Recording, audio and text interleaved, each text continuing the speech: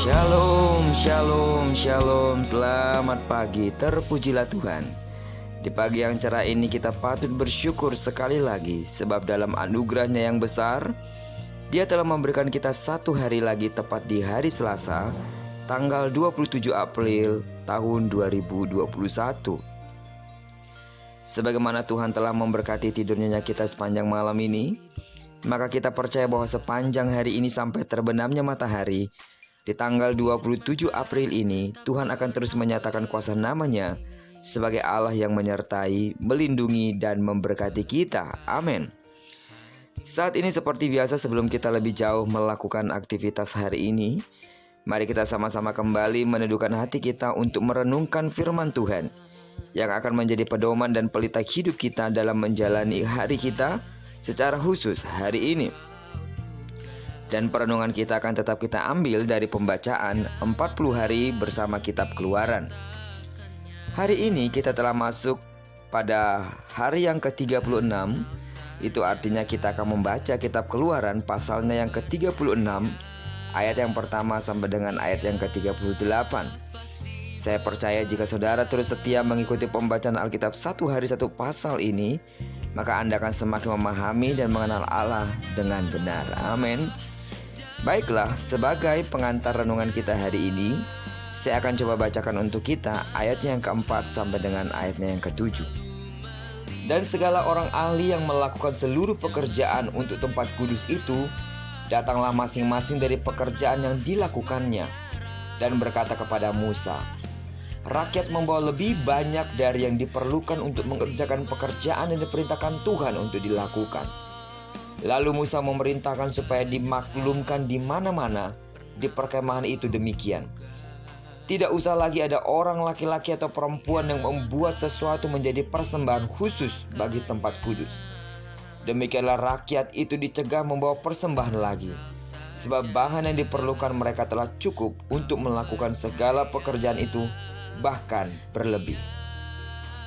Persembahan itulah yang menyenangkan hati Tuhan, sehingga mujizat pun terjadi. Berkat terus mengalir sehingga orang-orang yang mengerjakan pembangunan kemah suci berkata, rakyat membawa lebih banyak dari yang diperlukan untuk mengerjakan pekerjaan yang diperintahkan Tuhan untuk dilakukan. Sampai-sampai Musa harus membuat pengumuman bahwa mereka tidak usah lagi membawa persembahan, baik laki-laki maupun perempuan. Ini luar biasa, bukan? Sebuah tindakan kerelaan yang lahir dari kesadaran akan kemahakuasaan dan kebutuhan akan kehadiran Tuhan. Dan Tuhan berkenan untuk hadir dan mengiringi perjalanan bangsa Israel sampai ke tanah perjanjian. Itu sebabnya Tuhan mau mereka menyiapkan kemah suci sebagai tempat kehadirannya. Saudara, memberi persembahan selain dari ucapan syukur kita, memberi persembahan juga sebagai sebuah doa yang tulus untuk memohon kehadiran Tuhan, serta memohon campur tangan Tuhan senantiasa dalam masa perjalanan hidup kita. Persembahan bukan soal nominal, persembahan bukan soal jumlah, tapi persembahan itu juga soal kerinduan untuk memohon kehadiran Tuhan. Di zaman perjanjian baru, persembahan sukarela juga ditunjukkan oleh Sakeus. Tuhan, setengah dari milikku akan kuberikan kepada orang miskin. Demikian pernyataan Sakeus kepada Yesus. Persembahan yang tanpa direncanakan, tapi digerakkan oleh Roh Kudus. Demikian juga jemaat yang ada di Filipi, memberikan persembahan sukarela untuk mendukung pelayanan Paulus. Filipi 4 ayat ke-18 berkata, kini aku telah menerima semua yang perlu daripadamu, malahan lebih daripada itu, aku berkelimpahan. Karena aku telah menerima kirimanmu dari Epafroditus, suatu persembahan yang harum, suatu korban yang disukai dan yang berkenan kepada Allah. Saudara, persembahan hanya akan terjadi ketika kita digerakkan oleh Roh Kudus. Sukarela adalah dasar persembahan yang akan diberkati oleh Tuhan. Dan akhirnya di dalam 2 Korintus 9 ayat 8 berkata, Allah sanggup melimpahkan segala kasih karunia kepada kamu, supaya kamu senantiasa berkecukupan di dalam segala sesuatu dan malah berlebihan di dalam berbagai kebajikan.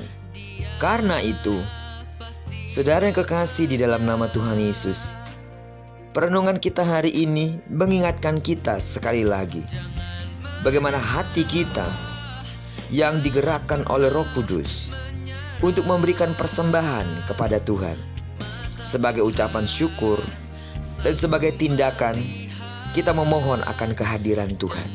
Dan percayalah, ketika engkau mempersembahkan sesuatu kepada Tuhan, engkau tidak pernah akan kekurangan, bahkan engkau akan berkelimpahan. Belajarlah untuk tetap setia memberi apa yang harus kita beri kepada Tuhan lewat persembahan kita. Terpujilah nama Tuhan.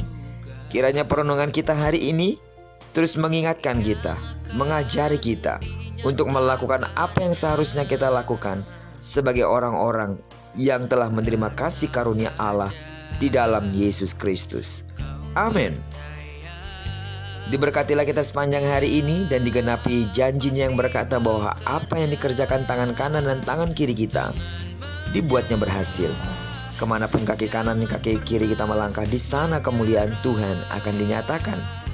Diberkatilah kita bersama dengan orang-orang yang kita kasihi dan bersama dengan orang-orang yang kita cintai. Terpujilah nama Tuhan. Shalom.